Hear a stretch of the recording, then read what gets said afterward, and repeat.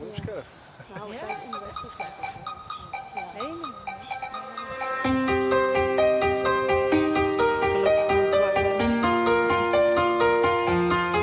You beat my drum, drum, drum, and it's dynamite. You beat my drum, drum, drum, and it feels so right. I'm like a bomb, bomb, bomb, ready to explode. Yeah, I'm on fire tonight. You're gonna save my world, baby. It's there tonight.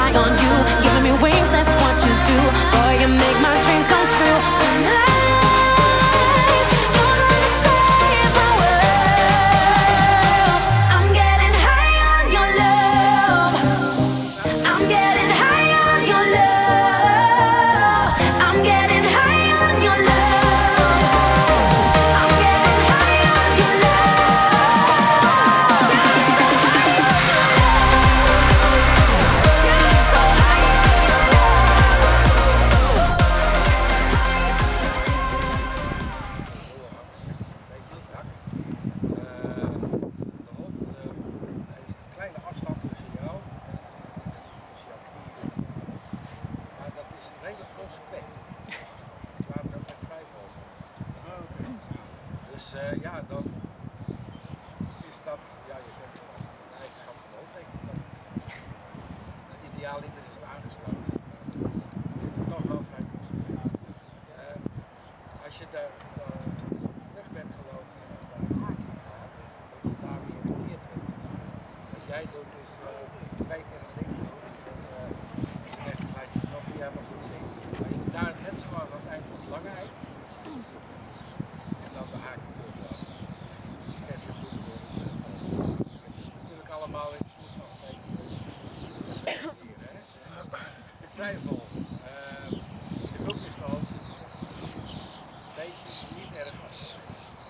Vrijval, de groep is oké, beter nog. Nu wel. Volgen weer wijd maar consequent. De tempowisseling bij de langzame klas gaat er wel heel scheef. Bij de dwarsloop. Keerzwemming heb ik net uitgelegd voor deze alweer. Daar ben jij weer consequent. Ja, ook goed voor dingen voor dat zit met ophalen. De hond gaat zitten, commando, doe je nog een stapje richting de hond. Dat is eigenlijk goed. Dat heeft te maken met dat hij natuurlijk een beetje wijd van je volgt. Verder gaat de oefening prima, zeer goed. Afliggen met voorroepen is een keurig oefening. En afliggen met afleiding. Heel even in het begin lijkt je heel even iets omhoog te komen, maar gaat meteen weer liggen. Dat is ook alles. Ik geef toch nog een 53. Ja.